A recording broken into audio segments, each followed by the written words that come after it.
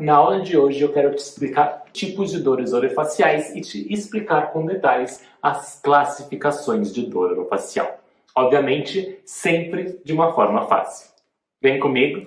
Então, a dor do seu João, ou a dor do tipo somática, é aquela onde a gente pode dizer que a gente tem um estímulo nocivo, ok? E esse estímulo nocivo, ele é evidente. O que é um estímulo nocivo evidente? Que eu sei a causa, eu sei a localização dessa dor, eu sei o que está causando precisamente essa dor. Uma dor mais precisa, ou seja, ela é uma dor mais bem localizada.